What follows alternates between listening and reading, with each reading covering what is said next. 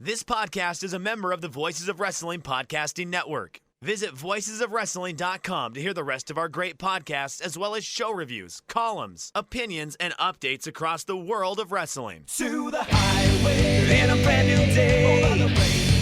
Gotta let it go. So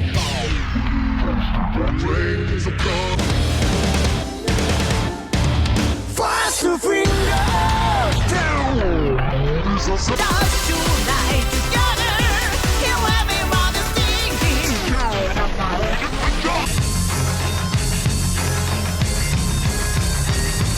你看到我就怕，头皮发麻，我的手。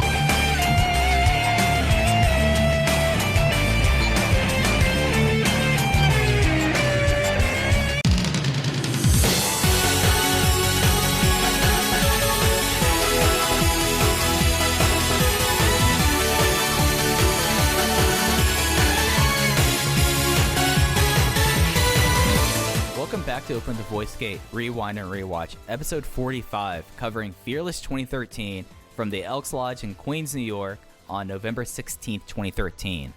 We are members of the Voices of Wrestling Podcast Network. You can find our podcast on the Voices of Wrestling feed, or you can find it on the Open the Voice Gate feed on all podcast platforms and applications. You can follow us on Twitter at Open Voice Gate. If you would like to donate to the show, just click the link in the show notes. It'll take you to our redcircle.com landing page. You click the red box that says sponsor the show, and you'll be able to set up a one-time or reoccurring donation. No obligation whatsoever, but I would like to thank all of our previous donors.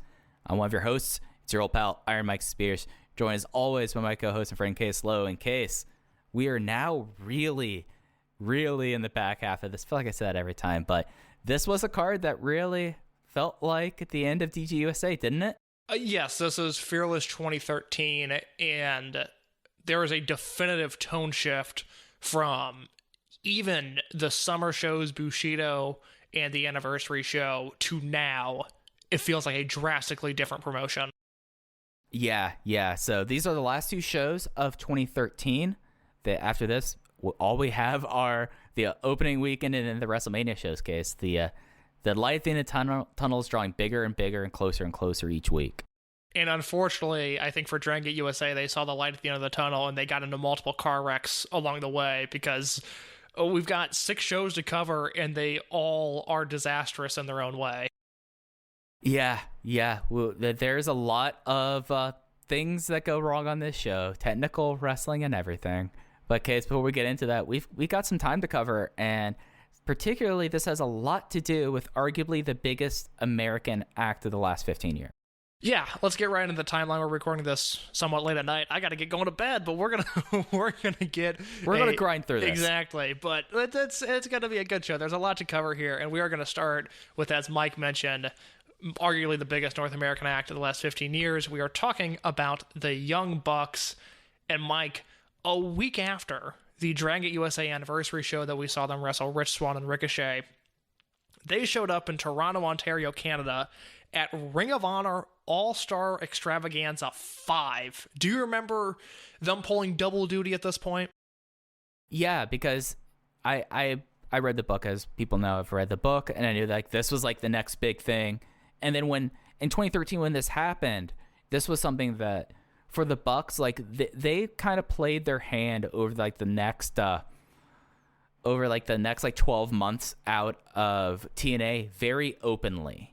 So it was one of those things like this. And then, of course, Lane Leonard in commentary made comments about them just showing up in other people's companies and all of that.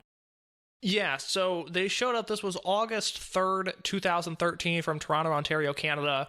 This will function as our Ring of Honor catch-up, which we've been doing throughout the series. There's just so much stuff to get to over these next 2 weeks. We might squeeze in a few more notes next week, but for all intents and purposes, this is going to be our Ring of Honor catch-up for these 2 shows.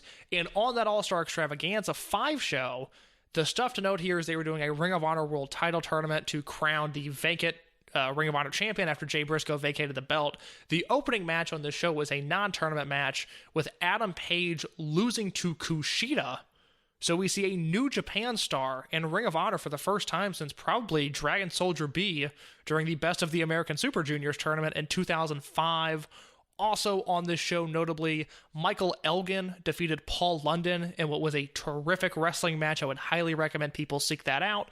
And then the Young Bucks match, where they were on the losing end of a three-way tag with ACH and Tadarius Thomas and the CNC Wrestle Factory of Caprice Coleman and Cedric Alexander. But Mike, that was not all. A few weeks after that, on August 17th in Manhattan, New York, at the Hammerstein Ballroom, which, by the way, I was reading that this was the lowest attended Hammerstein Ballroom show of all time for Ring of Honor, which surprised me because I really liked this show. ROH Manhattan Mayhem 5, which had a real hot opener of Silas Young over Adam Page. They did the Young Bucks match on this show being the Forever Hooligans against the Young Bucks. It should be noted that the Forever Hooligans won this match, so the Young Bucks return to the promotion, and they lose their first two matches. Also on this show, the debut of Outlaw Inc. Mike, are you familiar with the Outlaw Inc. unit? Oh, yeah. As soon as I saw this card as we were pulling this up on Cage Match, I was like, oh, yeah, that's Outlaw Inc. of Eddie Kingston and Homicide with Prince Nana. Yes, and that Nana affiliation was dropped, I think, after this show. I don't remember him really being a focal part of this. I will say I was in attendance for the only good Outlaw Inc. match. They had a no DQ match with the Briscoes where they just hit each other as hard as they could with chairs, and that was it was lovely. But that is where we're at in Ring of Honor at this point, with the reintroduction of both Eddie Kingston and Homicide doing sort of an anti-corporate, the suits are afraid of us type thing. And then also on this show, Kevin Steen versus Roderick Strong, which was terrific. Michael Elgin versus New Japan's Carl Anderson.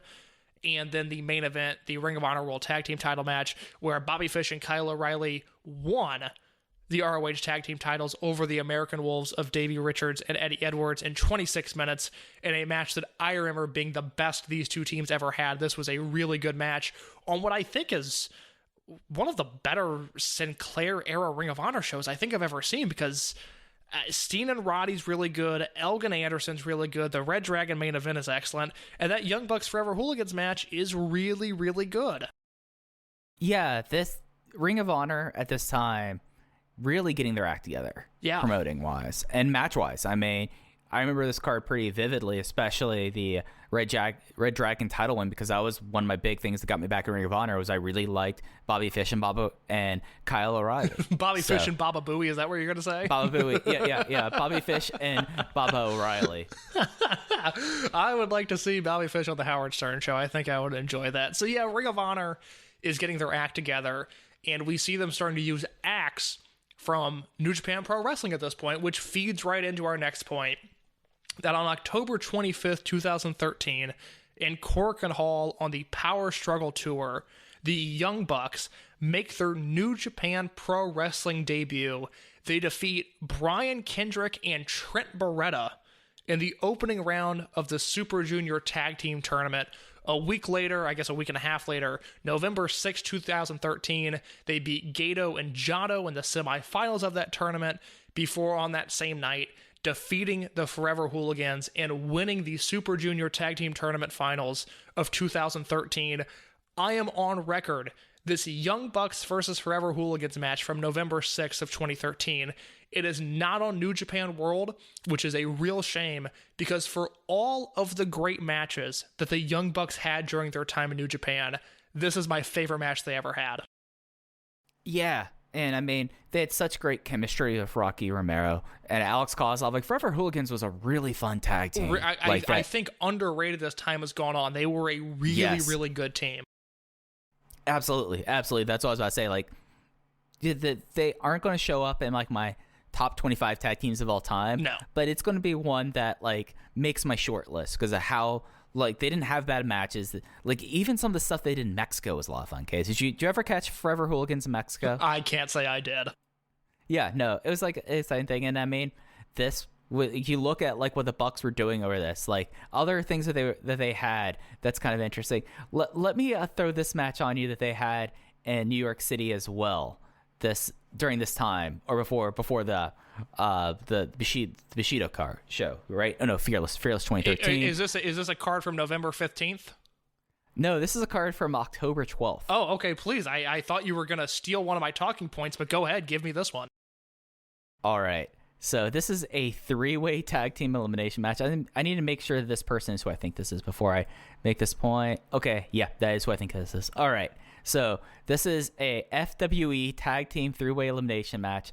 EJ, Risk, and VSK, as recently seen on AEW Dark, defeat the Young Bucks and Bandito Jr., not the Bandito that everyone knows of now, but there's someone else who's wrestling as Bandito Jr., and Trent Beretta, the guy who was Bandito Jr. at this point, now currently is a referee for WWE, Eddie Orengo. I was trying to pronounce the name right, Orengo. So really wild thing. When I first saw Bandito Jr., my eyebrow was raised. So I was like, was Bandito in America? He was in America at this point, but no, it's a different one. So I apologize. I thought that was going to be more interesting than it was. Well, I've got a pretty interesting Young Bucks match for you in just a second. But yeah, they were working FWE a lot. They were working 2CW a lot on the East Coast. And I guess for any of our fans that are newer to independent wrestling, 2CW was like a real thing for a while, where they were booking AJ Styles and Kevin Steen and the Young Bucks. They famously booked a show titled "We Only Booked This Show Because This Is the Only Day the Young Bucks Were Available," which if for some reason people aren't considering voting for the Bucks on the Wrestling Observer Hall of Fame ballot when it's released this fall, when they're on the ballot, literally that show is as much evidence as I need that they were ever a draw. Obviously, they have tons of other evidence, but that was a huge factor for me. So the Bucks were working a lot on the Northeast at this time, but back in Japan, they win the Best of the Super Juniors tag tournament, and then they take that momentum into Power Struggle 2013 on a show that was headlined by, check out these last 4 matches, Hiroshi Tanahashi defeating Tomohiro Ishii in a rematch of their G1 Classic, never openweight title match, Tetsuya Naito defeats Masato Tanaka, IWGP IC title, Shinsuke Nakamura defeats Minoru Suzuki, and main event, your IWGP heavyweight title match, where Kazuchika Okada defeats Carl Anderson. But the relevant part of this is that the opening match was the Young Bucks winning the IWGP Junior Heavyweight Tag titles against Taichi and Taka Michinoku. Yep, so this starts the hottest period of a tag team in North American history, I would say. And they're the New Japan Junior Tag Champs, and although Dragon Gate USA, as we will especially come to find out on this show, is not exactly harmonizing with Dragon Gate Japan at this point, there's a lot of interesting political minefields and landmines that they had to navigate here. And they end up beating Taichi and Taka in a match that I had no memory of, but I rewatched it this week, and it's a 9-minute match on New Japan World. And oh my god, this match is ridiculous. I went 4 stars on it. I think Dave had it at like 3 in the Observer when I read his review. And Dave severely underrated this because it is balls to the walls for 9 minutes. It's a crazy match that I highly recommend people go back and rewatch. Absolutely. It is something that I like, that Taka and Taichi team. I like the fact they had their own produce shows, and it's kind of wild. I thought it was all really just kind of cool stuff there. But yeah, the political implications, they actually talk about it in the book. They pretty much were told as soon as they agreed to do Ring of Honor stuff that they would never come back to Dragon Gate. Like, that was it. So real awkward. I mean, inarguably, they made the right decision for them. And I think for wrestling in North America, them going to New Japan is one of the reasons why All Elite Wrestling exists. So interesting, like, ramifications. There's a lot of political ramifications that we'll be talking about over the next 6 weeks. You know, Bill Simmons, in his book of basketball, has a whole giant chapter dedicated to what-ifs of NBA history, and I really like that stuff. I really am into, like, alternate universe, almost butterfly effect type scenarios, and I really do think one of the bigger ones that you could point to when it comes to the 2010s wrestling landscape is, what if DDT has the money to fly both of the Young Bucks in, which was something that was on the table, something they've talked about, how Generico was trying to get them over to DDT, but at the time, they could only afford 1 plane ticket, and that's not going to work when you have an act that is 2 guys. And, I mean, the wrestling world is just different if that happens. Yeah, and they were already friends with Kenny Omega at that point. Yeah, so, like, they had multiple exactly. ways into DDT. But, like, that is, like, one of the biggest things is that they could have gone back to Dragon Gate, but, you know, them as a Gaijin Tag Act in Dragon Gate, there is a ceiling there. And, of course, like, relevance to the West at that time, not the best decision. Even though Dragon Gate in Japan was still doing great business-wise, it made sense. And the DDT one's real interesting, too, because just imagine what could have happened over the next 7 years out of that. I think everything we know is entirely different if that happens. Our final note on the Young Bucks, before we move on to a different topic, is from November 15th, the night before the show we're about to talk about, House of Glory ran a show. And Mike, hog hours. I'm going to run down this card from the main event to the opener, at least the relevant stuff, because there is some fascinating stuff on this show. Hog is running a tag team title tournament that the Young Bucks win in the main event over Homicide and Hernandez. That match, even considering 2013 Homicide and Hernandez, sounds very interesting. You look at how they got there, the semifinals. LAX defeats Fire Ant and Jigsaw, and the Young Bucks defeat Mikey Whipwreck and the Amazing Red. I want to see both of those matches. If that wasn't enough, first round matches, LAX defeats Ricky Reyes and Anthony Nese, which I am all about. I can't imagine what Ricky Reyes looked like in 2013. And the other match, the reason I bring this up, if you want to mirror it to 2021, is that the Bucks wrestled in the opening match a guy named Smiley and a guy by the name of Mark Quinn. Well, for one, I'm going to ask you to put some respect on Smiley's name. He kind of is like the insane icon of Hog. I'm unfamiliar with all of the Hog lore that's out there. Oh, I mean, you know me, I'm a big Hog head. So, like Mark Quinn here, the match that immediately kind of went off my page here. I'm going to hunt down this show because this show looks like a blast. This looks incredible. LAX versus Fire Ant and Jigsaw? I'm looking at the semi-main event non-tournament match. Anthony Gagoni versus and Takaki Watanabe defeating Brian XL and Sumi Sakai. Like, that is some real, like, we booked Shankiba and we need to fill this thing out here. Who is available here? Okay, we're gonna have pre-evil Watanabe, Anthony Gagoni, who is just kind of there. Then Brian XL and Sumi Sakai. We literally don't have time for me to get into my thoughts on Watanabe. Brian XL? Yeah, well, we're about to talk about Brian XL, I swear to God. We don't have time to talk about my thoughts on Evil's Excursion. I have a ton of thoughts on it. It is something that I remember very, very well. And we'll likely find a way to shoehorn into the show during one of our final 5 episodes, but we don't have time for it right now. We have to move on to Evolve 23, which happened at the Guzman Sports Lounge in Ridgewood, New York. This is the only time that Gabe ever ran this building to my knowledge. And on this show is Matt Jackson of the Young Bucks, but not Nick Jackson, as Nick was at home for the birth of his first child. So we kick off this show with the Young Bucks Tag Team Invitational Tournament, where the Gentlemen's Club defeated Dos Pendojos. Caleb Conley defeated Matt Jackson in a singles match, a really rare Matt Jackson singles match. Also on the show, the Bravados win against the Jigsaw and the Shard in another Young Bucks Invitational Tag Team match. Brian XL, Mike. Brian XL defeats Earl Cooter in a singles match that the one review of this show I could find.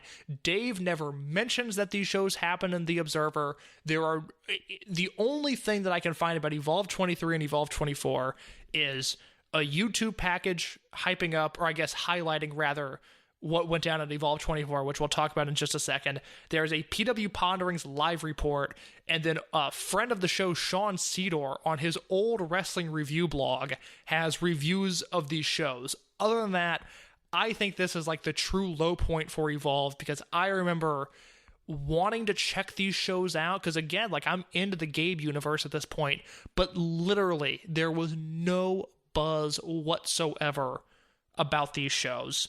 So we have Brian XL defeating Earl Cooter, and then, Mike, the reason we're all here, it's Style Battle 2013, okay? Dun, dun, dun, dun, dun, dun, dun. I don't know why I thought the WWE Hall of Fame music made sense there, but that's where my brain went to. Well, you know, in a way, Style Battle deserves its own place in the WWE Hall of Fame. We had 2 4-way matches, Drew Gulak winning over Lindsay Dorado, Mr. Touchdown, and Shane Strickland, and then Biff Busick defeating Green Ant, Josh Alexander, and Maxwell Chicago. And then to close out this card, Rich Swann and Ricochet defeated Johnny Gargano and Trent, and AR Fox retained the Evolve title over Anthony Nese. Mike, do you have any recollection of this show? I mean, I didn't know that this show happened up until 5 minutes ago. I think most people are learning about this show for the first time now.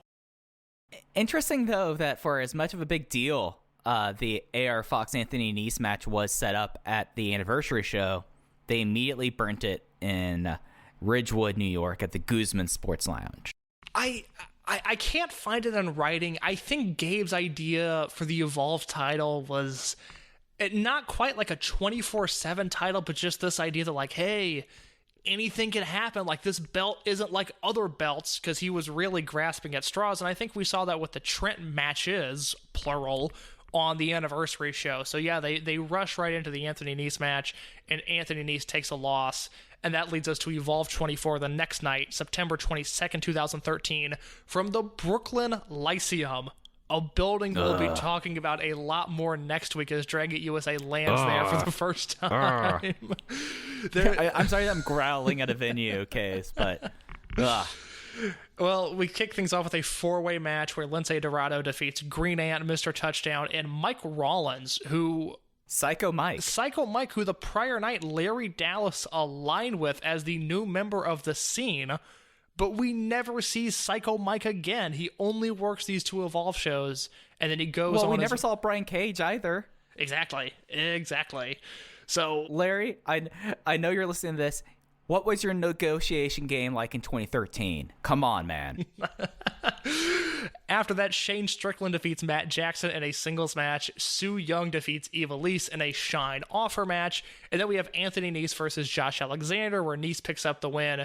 Trent defeating Maxwell Chicago, and then Trent defeating Caleb Conley. So another night where Trent has to wrestle more than one match. Very strange booking.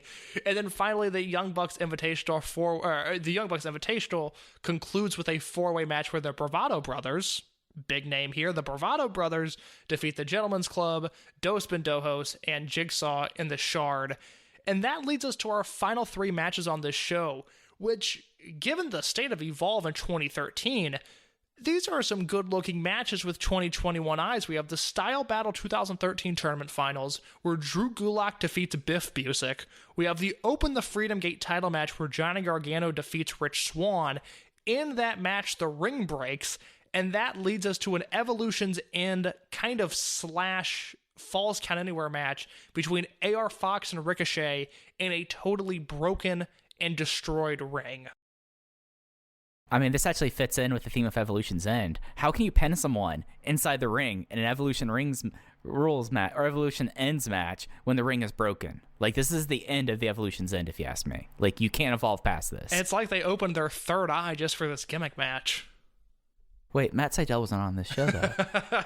No, he would show up at Evolve the next year. I'm so bummed he missed out on Dragon Gate USA. I would have liked to have reviewed some Matt Sydal matches. But anyways, that is what's going on in Evolve. We now will transition to a lengthy Newswire portion of the show. I shouldn't say lengthy. Please keep listening to the podcast. That was a bad way to sell this segment. But we now have a bunch of Newswire stuff. We went through a Newswire drought for a little bit. It was kind of our favorite thing, and the first probably quarter of this show was going through Gabe's Newswires, and then what happened was on the web archive, the web archive that I was pulling them from, the Dragon USA site was updated. They no longer stored the Newswires directly onto the website, and they didn't save the external link where the Newswires were located. So for a while, it was really hard for me to scrape this stuff together, but now I have the Newswires saved in my email from when they were sent to me in 2013. And Mike, I need to let you know that on September 27th, Gabe Sapolsky announced that they were pleased to finally release the Dragon Gate USA Enter the Dragon 3rd Anniversary DVD. This is why we kept track, guys. This is why I constantly said, well, they were advertising this DVD here. Because, yeah, over 15 months. And if you were wondering why we suddenly stopped talking about it, it's because they were no longer releasing DVDs. They were no longer having any interstitials on DGUSA shows, too. Embarrassing. It's really, really bad. Yeah, so that DVD was on sale. I hope you bought it before they took down the site and took away everyone's access to the things they bought, Case. Yeah, it's awesome. Well, we're going to move on because it's a topic that annoys both Mike and I to a tremendous extent. On October 23rd, Gabe says, we are very excited to announce that both Masaaki Mochizuki and Jimmy Susumu will make their returns to the East Coast for the first time in over 2 years. These two hard hitters add to an incredible talent roster, which includes the popular Genki Horiguchi. So our Japanese talent signed for the show, Mochizuki, Susumu, and Horiguchi. Mike, were you aware, and I will foreshadow a little bit, were you aware that Horiguchi was initially booked for this show? I was aware at the time. I completely forgot he was when I was watching the show. Yes. But I remember what happened. Stuff happens. So we move on to an announcement on November 1st, where Gabe announces that Johnny Gargano versus Jimmy Susumu will be signed for this show, which became Fearless 2013. If you remember, Mike, at Open the Golden Gate 2013, Susumu pinned Gargano in a tag match. You questioned it. You said it was bad booking. I said, let's hold off a little bit. Let's see what is going to happen in the near future. Sure enough, Gargano versus Susumu is booked on November 1st. Hey, it's something that I would have completely gone without remembering that happened. One, that podcast so many weeks ago, but two, all right, Gabe, good on you. Good on you. We're doing some compliment sandwiches here because we're about to really get into some shit sandwich parts here, but the bread's nice. Like, your thought there made sense. So November 6th, we get the full card for Fearless 2013. And Mike, pay attention closely because there's a lot of names here and a lot of matches that will never end up taking place. We'll work from the bottom up. As the original card here is John Davis versus Steven Walters, Caleb Conley versus Mr. Touchdown, Ricochet versus Biff Busick, Trent Beretta versus Chuck Taylor, that stays the same. Evolve 4-way match for the title, AR Fox versus Shane Strickland versus Andrew Everett versus Fire Ant, Masaaki Mochizuki versus Anthony Nese, and then your three main events. Open the Brave Gate title match, Genki Horiguchi defending against Rich Swann, open the United Gate title match with the Bucks defending against the Bravado Brothers, and open the Freedom Gate title match, Johnny Gargano versus Jimmy Susumu. Mike, those matches do not happen for the most part. No. These matches do not happen, and I'll be fair here. On paper, given what's all going on here, that's a strong DGUSA card. I mean, the fact that Japan is sending over a champion to do a defense in the States, that is a big thing, especially for someone like Rich Swann. That's a big thing considering his status in the company. So, good on you again, Gabe. You had good intentions here. I'm not doubting your thought process here. Everything there. I mean, that's a solid card.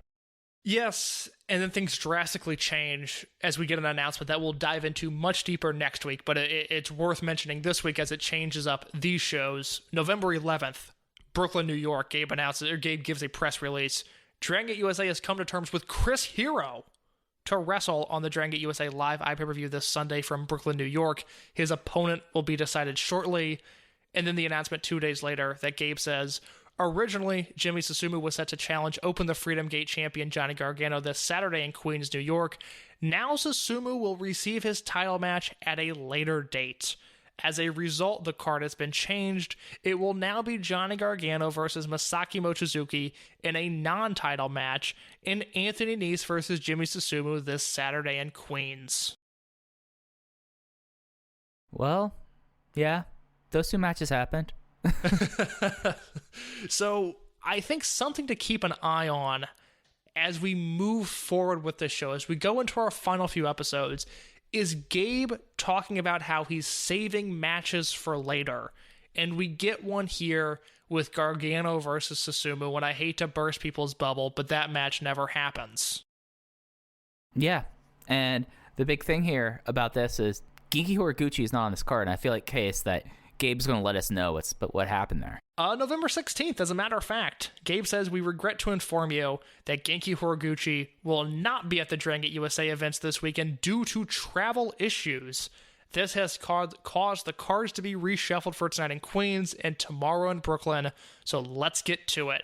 And then we see the Rich Swann versus Genki Horiguchi and Ricochet versus Biff Busick matches altered, as Gabe now books Ricochet versus Rich Swann, and Gabe says, "We were saving this for down the line, but in an effort to give you the best possible replacement for Horiguchi, we will present this fresh match tonight live on iPay-per-view." So not only was Gabe trying to save Gargano versus Susumu, he was trying to save Ricochet versus Rich Swann, and now he is pulling the trigger on Swann versus Ricochet. And Gabe also says, in an effort to build up the tag team scene, we will try out 2 new duos tonight. It will be Caleb Conley and Andrew Everett versus Biff Busick and Steven Walters. Gabe says there is a lot of potential there. And then also, as it pertains to the Evolve Fatal 4-Way match, Mr. Touchdown will take Andrew Everett's place in the 4-Way freestyle. The match is now Fox versus Strickland versus Fire Ant versus Mr. Touchdown. So all of those changes lead us to Fearless 2013, a show without Genki Horiguchi. Yeah, and I miss Genki on the show now that I knew that he was going to be here. I'm supposed to have a Bravegate match, Case. Man. Oh, that's a bummer. Him and Rich Swann in 2013 in a Bravegate match. I'm here for that. Would have been great. Would have been great. So let's get into the show. As Case said, this is Fearless 2013 from the Elks Lodge in Queens, New York on November 16th, 2013.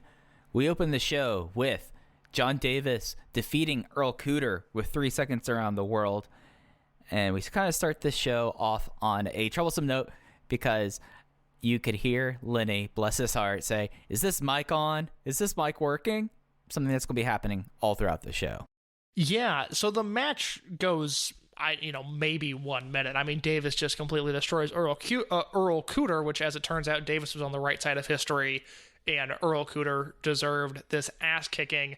But scumbag. Once the match finishes, Lenny goes to announce the winner, and his mic is pure static and it won't work and he can't get through the announcement, and then you can hear him off mic saying, "What's the deal with this? What's the problem?"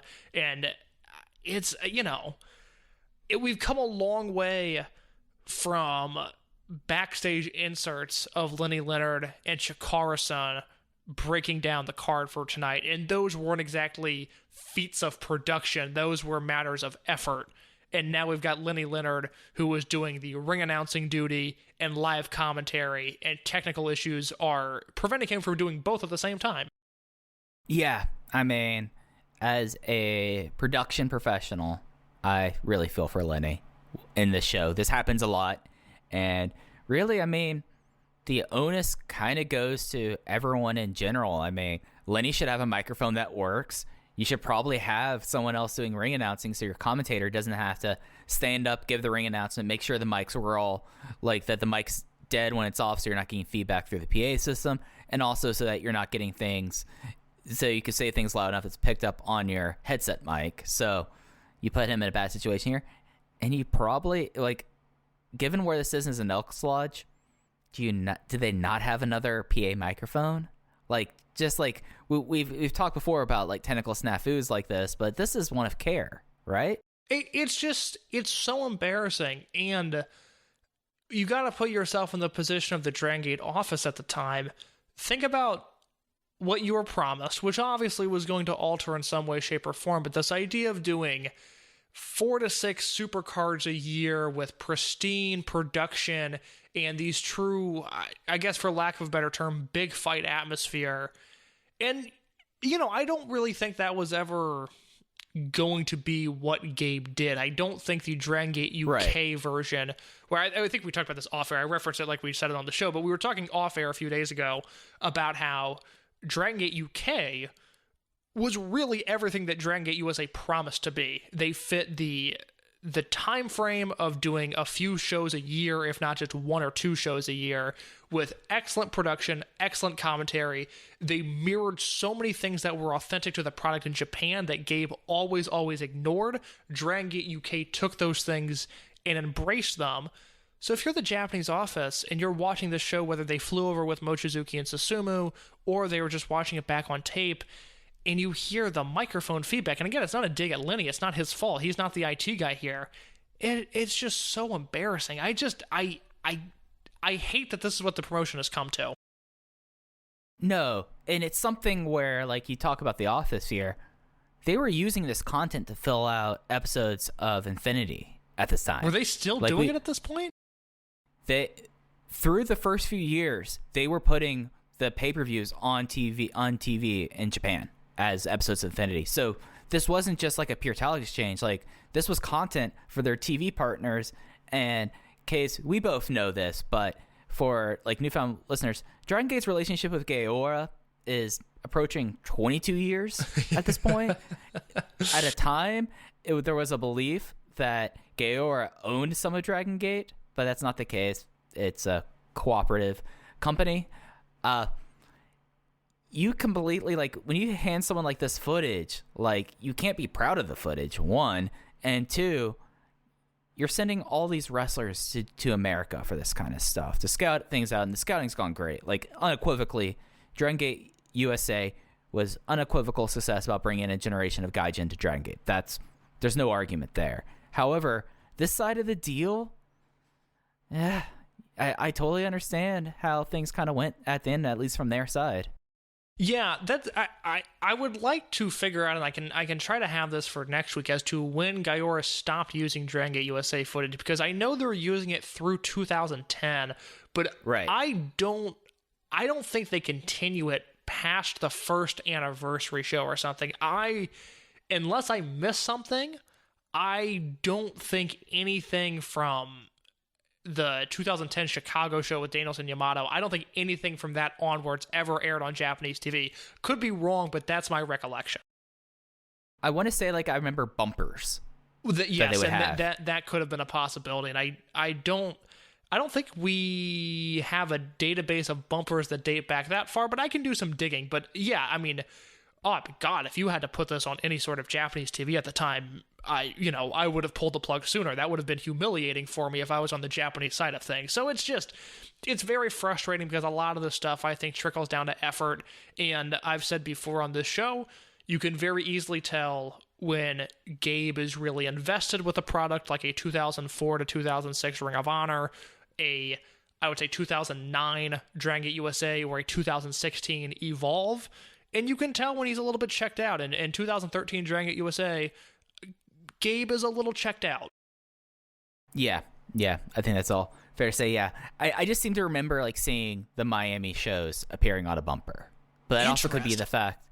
It also could be the fact that you had Tozawa versus Mochizuki there. That Japanese versus Japanese matchup, there is probably a better chance of that airing. So I will try to get to the bottom of that. Interesting. Yeah. No, because that's something that I'm also wondering too. I'll look back through my stuff. You'll look back to your stuff. We'll come together and we'll figure out when they stopped airing DGUSA stuff in Japan. I know our listeners are waiting with bated breath. I mean, I'd be waiting for bated breath with the next match. This is the tag team tryout match. Caleb Conley and Andrew Everett defeating Biff Busick and Stephen Walters. It was a Caleb Conley pin after Everett hit the shooting star press on Stephen Walters. Before the match, Larry Dallas and Trina Michaels try to make peace with Caleb Conley yet again. Yeah, this was all fine and dandy. Larry Dallas's execution here was good enough.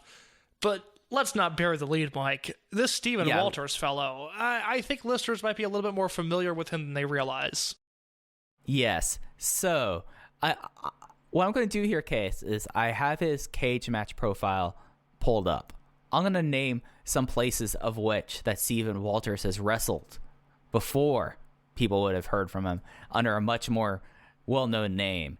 He faced off against Dragon System alum Takuya Sugawara at Corkin Hall for the 0-1 International Junior Heavyweight and 0-1 World Junior Heavyweight title. Stephen Walters did. Stephen Walters has done appearances for promotions such as Preston City Wrestling, Pro Wrestling Experience, and CWF Mid-Atlantic.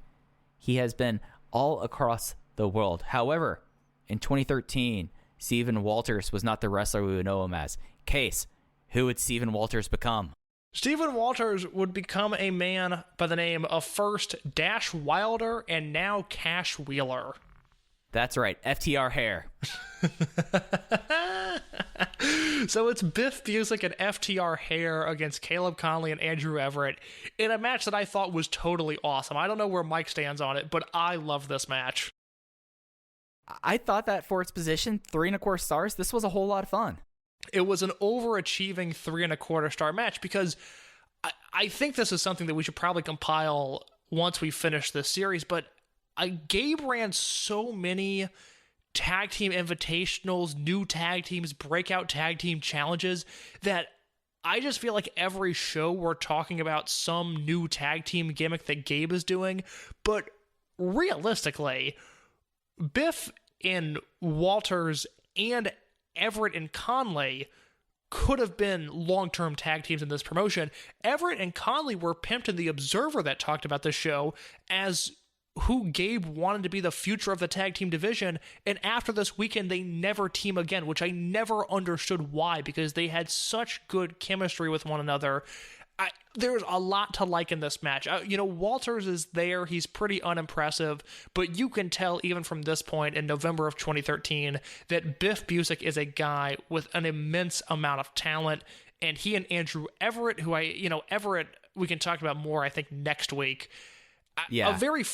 A very flawed worker, and I think that's shown kind of as his career progress has, for all intents and purposes, been halted time after time after time. But Andrew Everett and Biff Busick have excellent chemistry with one another, and that was on display here as Everett went for some crazy springboard, and Biff just uppercutted this guy out of the sky at one point. Walters hits an awesome lariat on Andrew Everett. They're working stiff. They're working snug. Steven Walters, had he stuck around, would have been perfect for the grapple fuck evolve style that they were slowly starting to transition into. And then in the end, the babyfaces, Everett and Conley, get the win.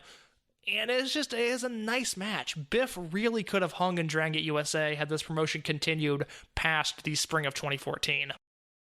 Oh, yeah. He could have had matches against the Japanese talent. Do you think Masaaki Mochizuki would be down on wrestling a guy like Biff Busick? I think it would be great. Susumu Yokosuka. Another great match there. Just the other person who's supposed to be on the show. Genki Horiguchi versus Biff Busick. Milking, the kick-out moments there. That would have been tremendous. They're throwing an uppercut into the backslide from heaven there. Exactly. We just booked the finishing sequence there. Or a falsie there. I mean, Biff Busick versus Shima, that might have been something different. I would like to see that, but I would like to see that the same way I'd like to see a car crash. Yeah. So it worked here. And I think this was actually my favorite Conley performance in the promotion to date. I felt like that everything with this Everett team, it was flawed, but it was a lot of fun. And, throwing these four guys together on a moment's notice practically worked out, and it overachieved. Mike, I told you when he showed up in Indianapolis, Caleb Conley gets good eventually. And having watched all of the scene matches, it's not a dig at him or Scott Reed, but I really think they were wrong for each other because they started showing so much more potential as soon as they stopped teaming with one another. This is around the point where I really thought, watching live as a fan, and again, at this point, I'm fully connected to Ring of Honor, PWG, Dragon Gate USA and Evolve, Beyond. I'm starting to pay attention to AIW and AAW. This is where I am in on independent wrestling. And around this time, I really thought Caleb Conley was going to be one of the next guys to watch in the scene. Yeah. No pun intended. Yeah, it's just something that's a good role. It's a more natural role for him. And the Everett, you had the Carolina connection going there. You could have had mileage out of this team if that so happened. There was this was a moment where I'm not okay, Caleb Conley's there, he's fine. This was no, this is a great role for Caleb Conley here. Yeah, he, like I said, I knew he was going to get good eventually, and this is really where he turns the corner, changes his look, he looks much better, he's put on some muscle at this point. I really like this era of him, and I'm glad he sort of landed something with this Caleb with the K gimmick and Impact, because I thought for a long time he was underachieving given how talented I thought he was. Yeah, I can't tell you the amount of just random shows around here for the last 5 years, I would randomly see Caleb Conley versus someone. So it's, it's something that he has an interesting history. I'm glad that it seems like the Impact role works pretty well for him, and that works out there. So that's cool. We talked about a match coming together and a guy coming together like Caleb Conley. However, I don't think this next match had two guys who came together yet, as it was Trent defeating Chuck Taylor with a crunchy, and I didn't care for this match at all, Case. Am I off base thinking that these guys did not develop any of the chemistry that they would later have at this match? No, there is nothing here. This is a really long comedy match that unfortunately isn't that funny, and I'm someone that buys into a lot of their act. I remembered this being a drag. This unfortunately just wasn't any good. And on a weirdly historical note, this is really the last match that these guys have where they're not directly associated with one another. We'll talk about PWG a lot next week because I think this is around the time that PWG becomes really important. A month before the show, they teamed together at PWG. They did Trent and Chuck Taylor against AR Fox and Rich Swann, which, unsurprisingly, an excellent match. But after this, Trent wrestles a few times. He has an FIP match. He does some FWE stuff. And then in December of 2013, Taylor and Trent are back teaming, and that is when they develop the best friends as we now know them. So it's weird to think that at this point in time, they're not Chuck and Trent as they have been for close to a decade at this point, and this is probably the last match we have on tape that is somewhat readily available of this pre-Best Friends universe. It's unfortunate that the match is pretty bad. Yeah, it's 1 3/4. It goes on forever. I don't even have a match time, but they do comedy stuff. They base like the first 5 minutes of this match around a Tinkerbell balloon that they tie, and they just do more like jokey stuff. They eventually kind of got into it, but it's just not good. It's just not a good match.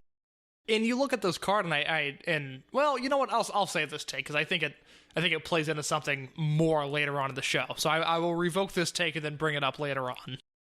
That's fair. Then we get to the Evolve Freestyle 4-way match. AR Fox defending against Fire Ant, Mr. Touchdown Mark Angelosetti, and Shane Strickland. The fall of this match was AR Fox making another defense with a low main pain on Fire Ant. So this rocked. I loved Mr. Touchdown at this time period. I thought that gimmick was awesome. I thought he played it perfectly. It was just the right amount of silly and the right amount of intensity. He's another guy that he's a loss. It sucks. I hate that he got trapped in that Chikara void because it seemed like he was going to pop into the Gabe universe. And I remember thinking at the time, he'd be used in Evolve and would have worked there. And I think at the time he would have fit the working standard. And it's a bummer that he never was able to escape the web that is Mike Quackenbush. But this match is awesome. You have Fire Ant doing crazy stuff. You have Touchdown playing his gimmick perfectly. Shane Strickland, who we've been super critical of, he messed up an electric chair in this match, but other than that, I thought he was very, very acceptable. And you have AR Fox in this really interesting role, because if you want to flash back to 2011 and open the Southern Gate, there is a 4-way match on that show that is AR Fox, Facade, Shima Zion, and Eric Cannon. And the glue of that match was not the high-flying AR Fox or Shima Zion. It certainly was not Facade. It was the veteran Eric Cannon. And you flash forward 2 years, actually, just 2 years, and AR Fox is the veteran and the glue of this match. He's, keeping things in line with Strickland. He's making sure Touchdown is in the right spot. He's giving Fire Ant the shine. It is, I guess, rewarding in a sense when you watch these shows week after week after week and you get to see this progression happen at an exponential rate rather than just slowly over time.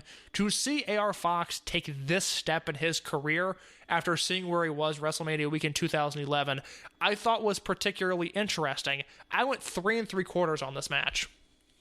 Okay, so you're a little higher. I was 3.5 stars, but AR Fox now becoming the veteran is revelation.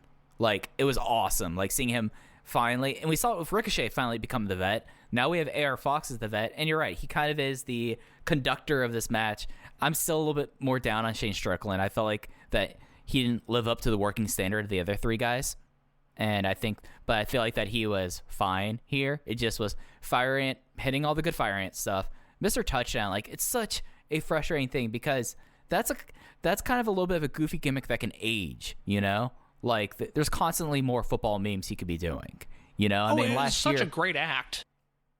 It's a great act. I mean, he had total command of it. It was a total good bit. You buy him as a football player, especially when you compare it to the rest of Chikara at that time and the body types there. Not that there's anything wrong with that, but there's a difference between Mr. Touchdown and the rest of the typical Chikara wrestlers. That's all I'm saying.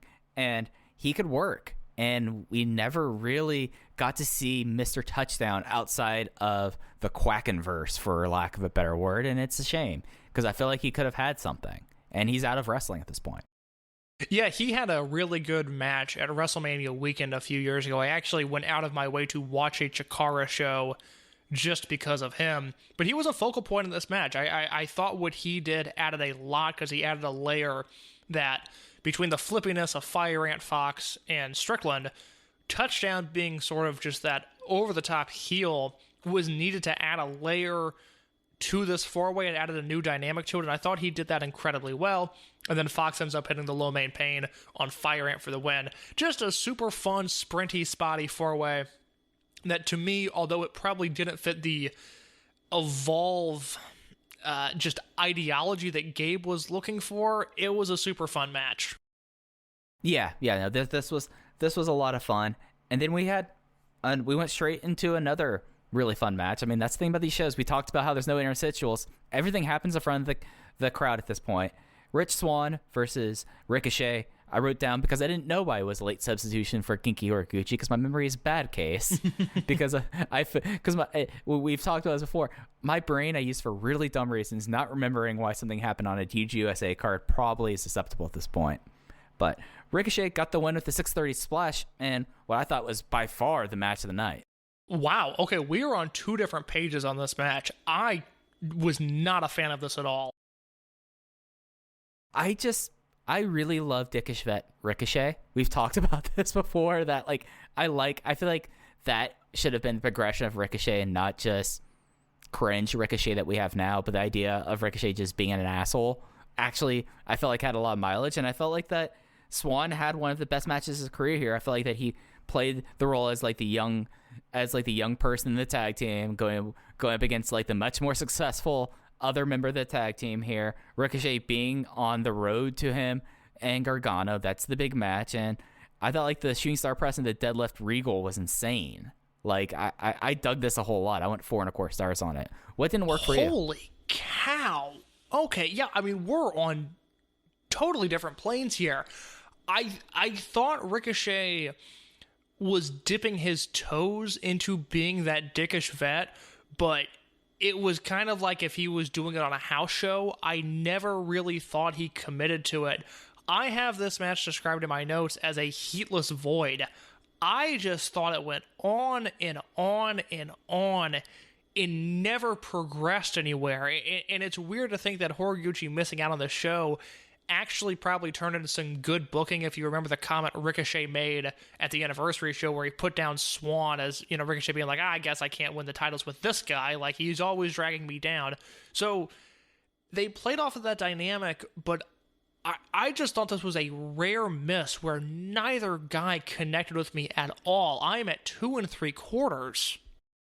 Maybe I superimposed it. My belief of, hey, this is what the storyline should be, and maybe I imprinted that on my brain about this match, because I could see how this match goes that way for you. Well, my take was going to be the one that I stopped myself from giving is you look at this card on paper and you think, well, maybe that four-way is going to be spotty and just kind of like another indie match, and who cares about a Biff Busick undercard tag against Everett and Conley? I know what will deliver, though. It'll be Trent versus Chuck, and it'll be Swann versus Ricochet, and for me, it was the opposite. I felt like the almost unknowns on this show had a much better night than the indie superstars. I see where you're coming from with that.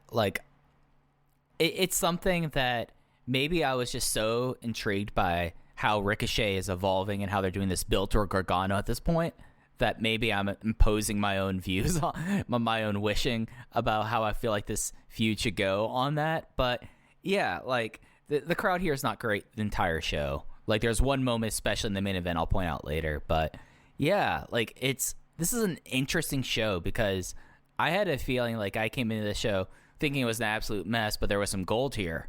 And, I totally understand how it came off differently to you. Yeah, that is as big of a difference as I think we've had during the series, but stand by your convictions. I'm glad that we're not seeing eye to eye on this one.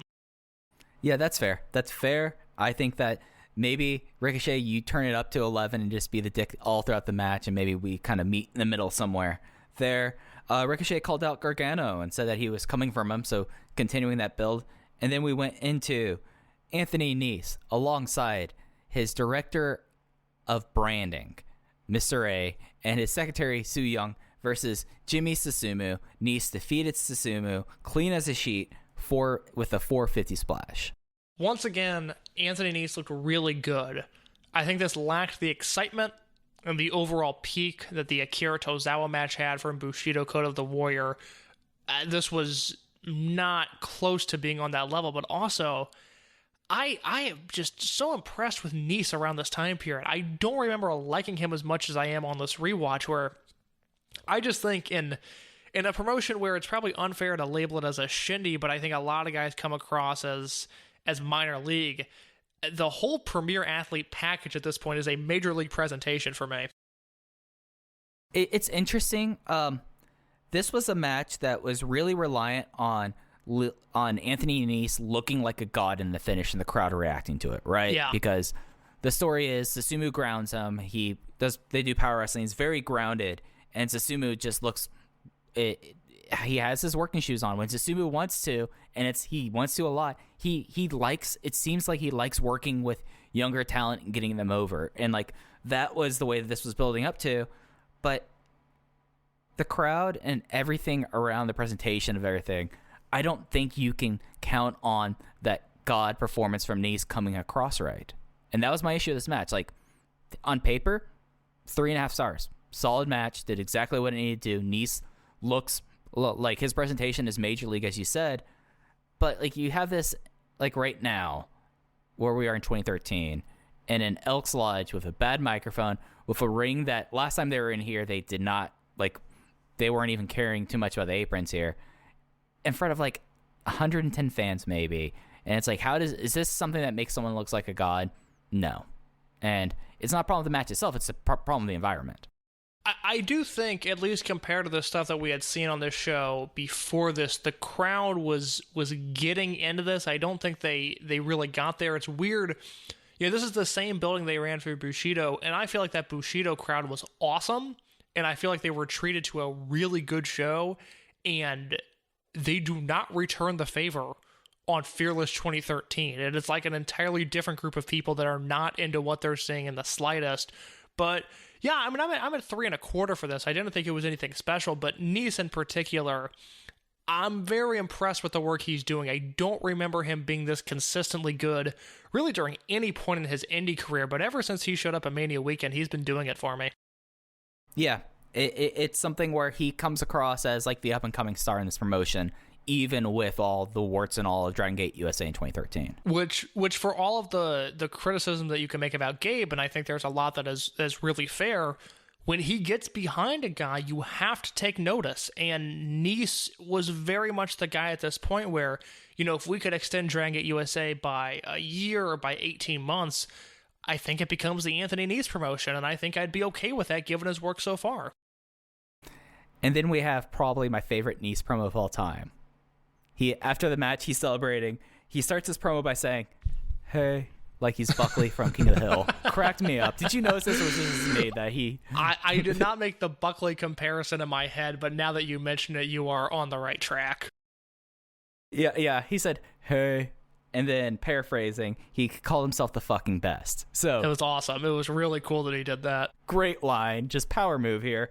And he said he started running down people, talking about AR Fox, talking about Johnny Gargano. That brought out Ricochet, who was mad that he was not mentioned. Then Nese says he's going to wipe the mat with him tomorrow. Ricochet gets into his face. He's about to get teamed up by the Premier Athlete brand, but Mr. A, miscommunication. He bounces into Nese instead. And then Ricochet walks away with Mr. A's sunglasses. Yeah, nice little spot here. I thought everybody played their roles here well.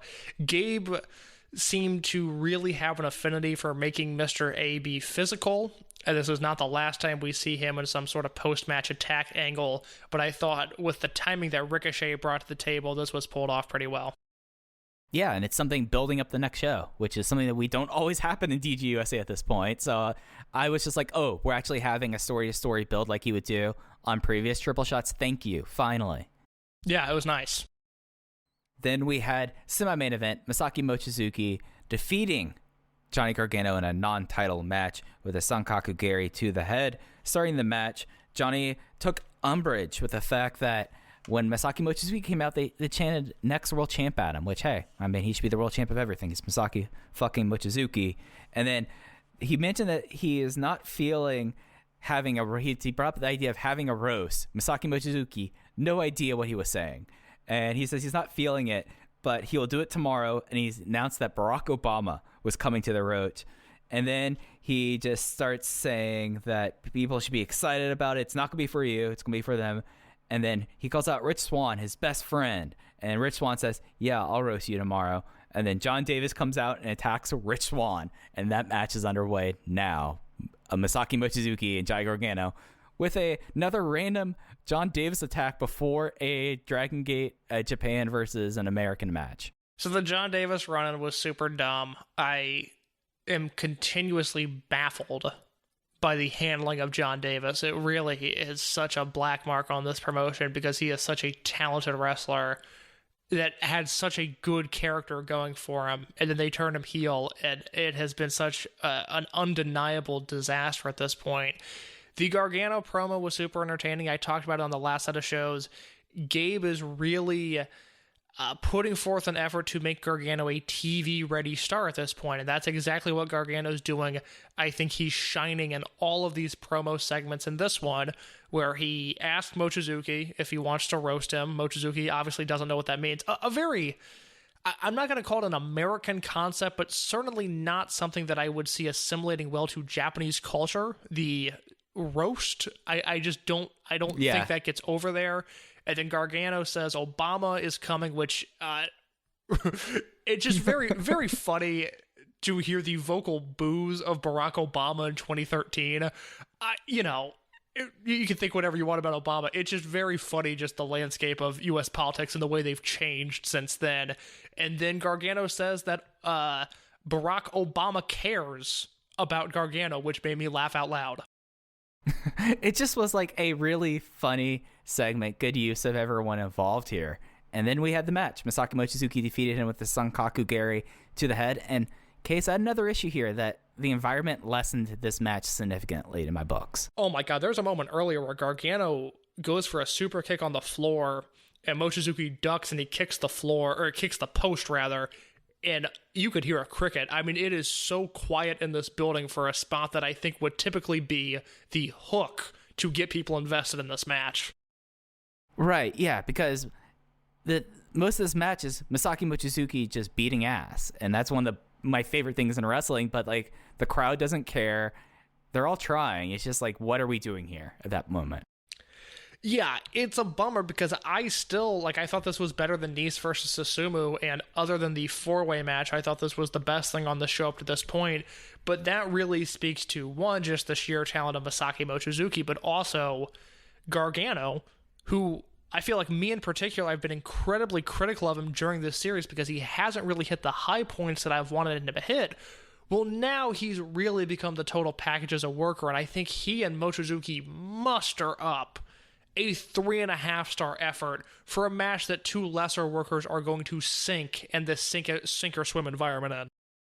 Yeah, this is a 3.5-star match. I'm totally with you on that. And it's something where, like, this is a match where I would have loved to see it play back. You know, like, what would happen if in Dragon Gate USA 2015 you get this match? And I feel like that would be in front of a crowd that would appreciate it. This is probably a 4-star match if they just do the exact same match, and it would be just as compelling, right? Yeah, absolutely. Gargano, I was thinking about this when I was watching the match. He always got his ass kicked in this building because the Swan match is pretty physical for Swan standards. He's got this match where, the whole match is Mochizuki just beating him up. The next time they're in this building, he wrestles Trent. and I think he gets hurt in that match. And then the time after that, he wrestles Biff Busick and he breaks his jaw in that match. So this building was not friendly to Johnny Gargano. Not at all. Not at all. So the main event. Open the United Gate Championship match. The Young Bucks versus the Young Bucks Challenger Tournament. Hold on, not the Young Bucks versus the Young Bucks. Oh, sorry. It's the Young Bucks versus the Bravados. We've been recording for a while, y'all. What was the tournament? It was the Young Bucks Invitational Tournament. And the Young Bucks Invitational Tournament winner, the Bravado Brothers of Harlem and Lancelot Bravado. The Bravado Brothers defeat the Young Bucks. They become Open the United Gate champions after a gentleman's agreement on Nick. So it happened. The Young Bucks lost the belts, and they lost it to the Bravado Brothers. Think about the political ramifications of this match. You have the Bucks, who are the IWGP Junior Heavyweight Tag Team Champions, who are also the Dragon Gate USA Tag Team Champions, wrestling on a Dragon Gate USA show against a team that had cut their teeth in pro wrestling Noah. Hey, I mean, the Bravado bandwagon was in full force. Yeah, you know why? Because this match was fucking awesome, Mike. I loved this match. I had this is interesting. So I loved the match that you didn't care for. This was a match that I couldn't wrap my head around. So, like, maybe it was the fact that the Bravado Brothers came out to a marching band version of Axel F. Which was awesome. Which is just, like, bizarre and awesome. But I'm like, what are we doing here? So, you're right. The structure of this match was super weird. They worked this like it was the blow-off of a 6-month feud instead of the first time that these two teams had ever touched. Because out of the gate, it's super frantic. Not necessarily scramble energy, but just this idea of, like, they're brawling. They're not really tagging. There's just a lot of guys going in and out and in and out.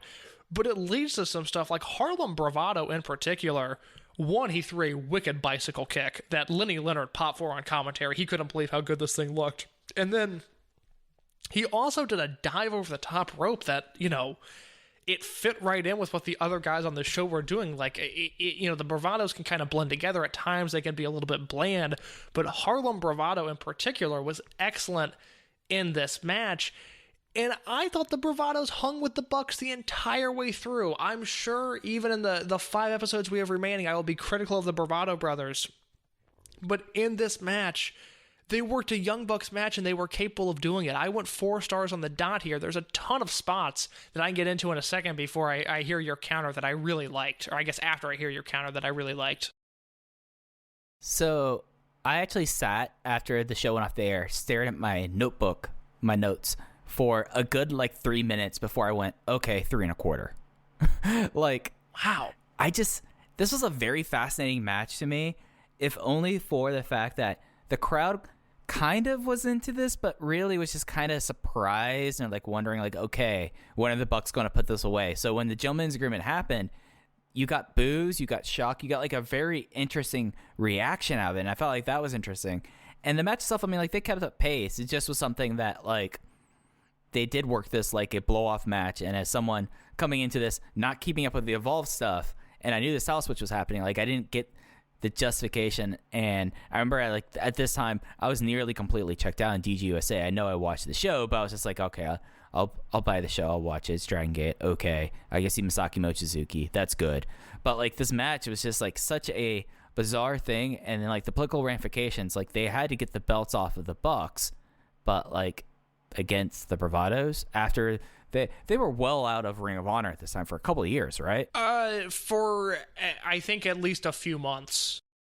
So they've been gone for a while, and whenever they were in Ring of Honor, they had this weird undercard kind of role that they were in, and it was something that they did make the Bravado bandwagon into something, but it just was something that while you watched it, you're just okay, this is all happening. All right, this makes sense. This is all making sense to me.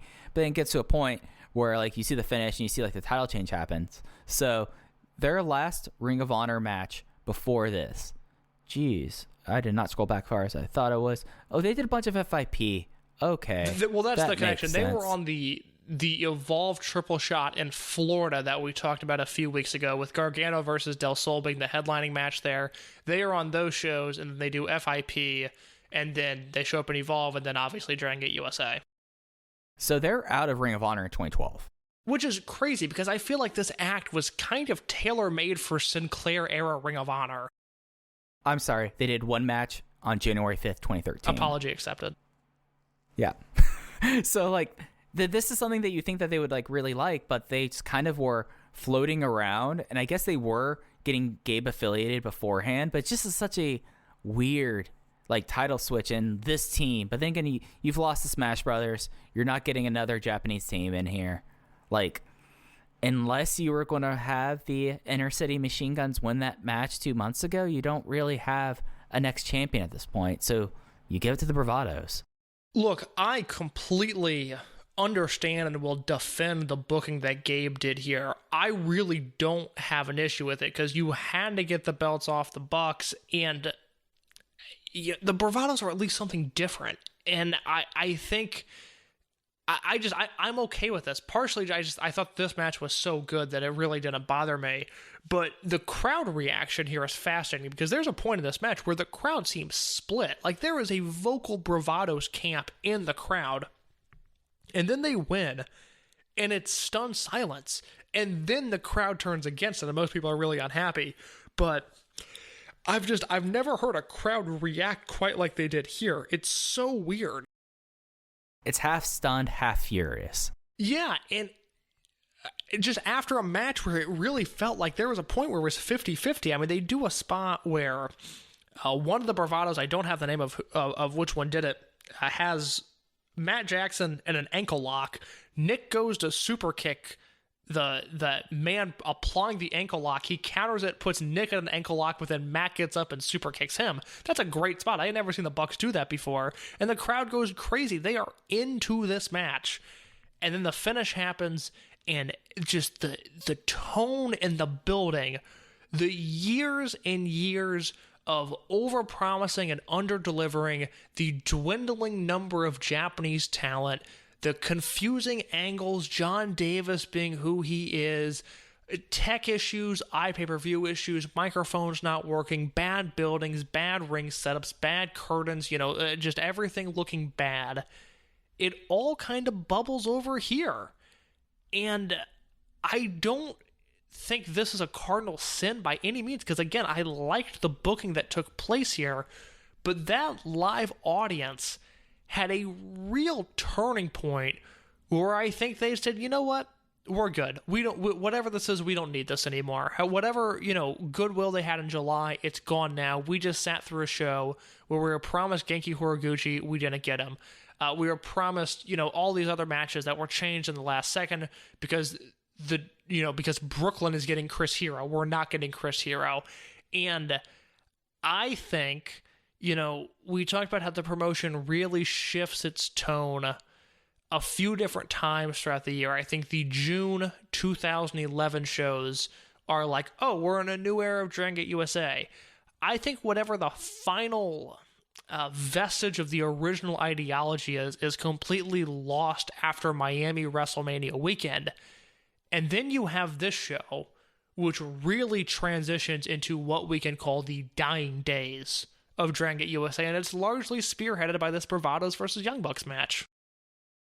Yeah, and it's not anything that... The match itself, it was not a bad match. No. I went 4 stars on it. Just was... And I get it.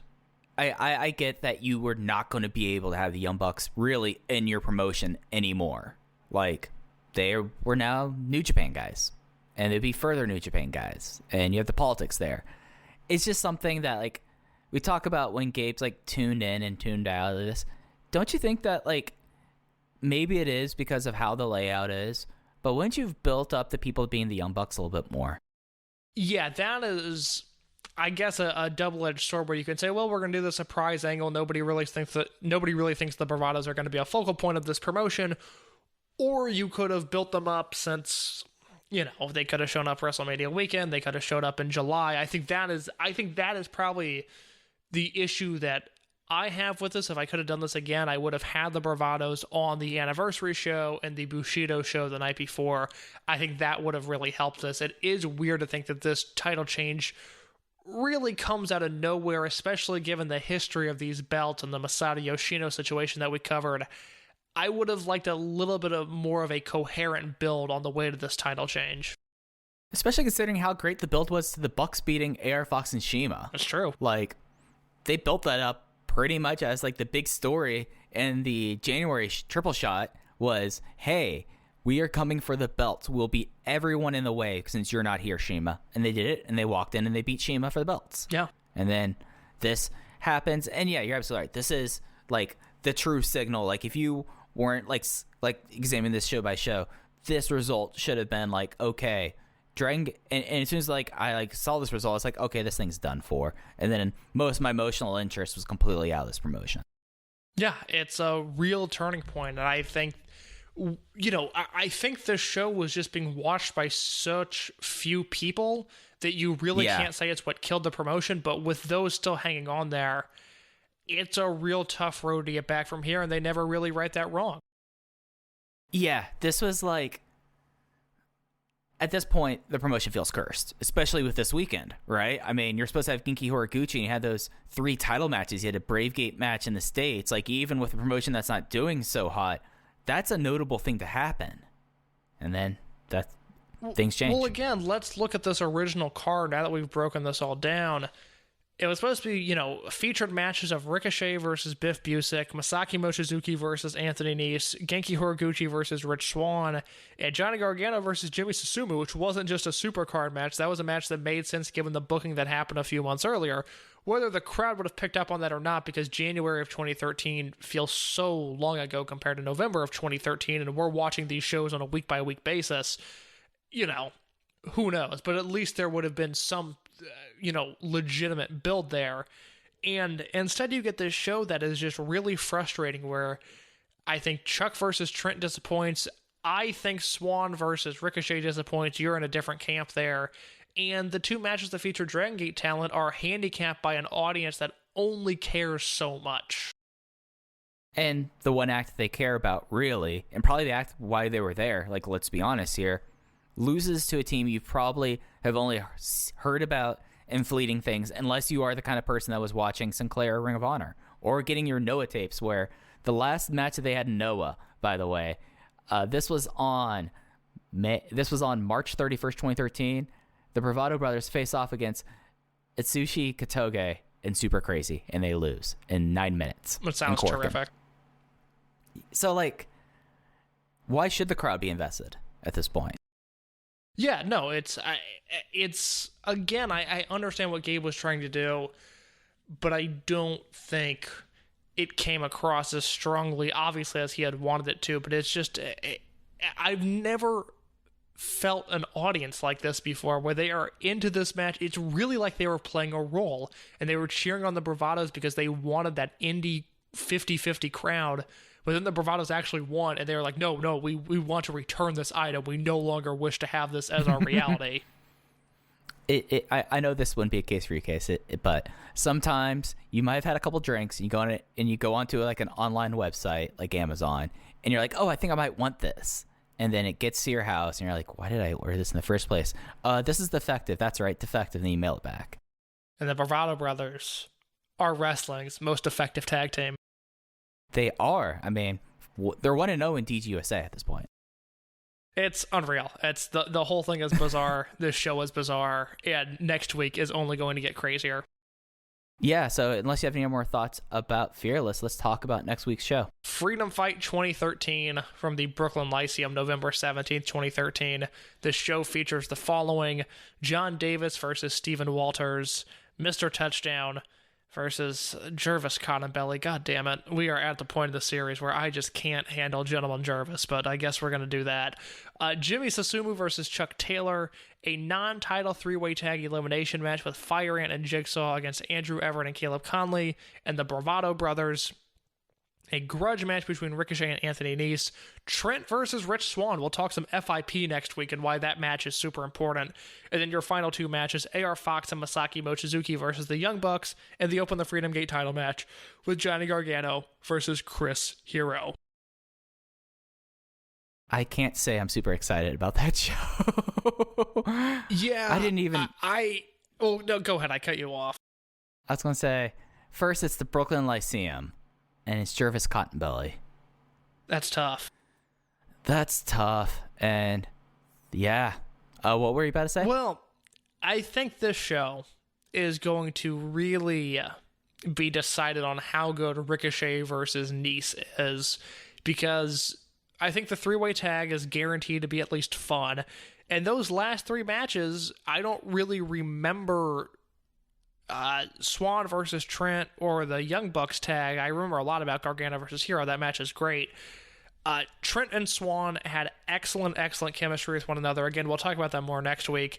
And it's a Bucks match with Masaaki Mochizuki. It's going to be very good at minimum. So, assuming Ricochet versus Nese delivers, this could be an alright show. That's fair. I shouldn't say I'm not looking forward to it. I like this series. It's just like, we're really into it now. We knew this was coming, but who knows? Maybe we thought we'd get distracted by this point. No, and it's only going to go downhill from here. I was looking ahead, and it is not pretty what follows Freedom Fight. It's getting dire, y'all. But with that, there's only 5 more DGUSA shows. We can count it on one hand. Yay, we're almost through. Well, we've got 5 weeks of just bizarre things ahead of us, Case. But by 5 weeks from now, we're going to be going into what would be... I was going to say what would be spring break, but yeah. But anyways, that's it. Unless you have anything else you want to hit on. Just like looking at these shows, like I'm looking forward to completing the project and talking about the fallout. But man, having to see Jervis Cottonbelly in the Brooklyn Lyceum, come on. Yeah, that's all I got. Next week should be very interesting.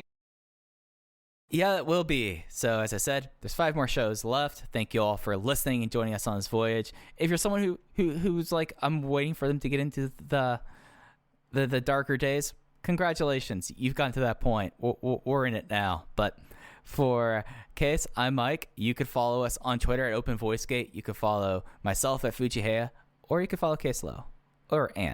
It's late. And Case Low at _ in your case. I'm Mike, and for Case, that's it for Open the Voice Gate. Take care.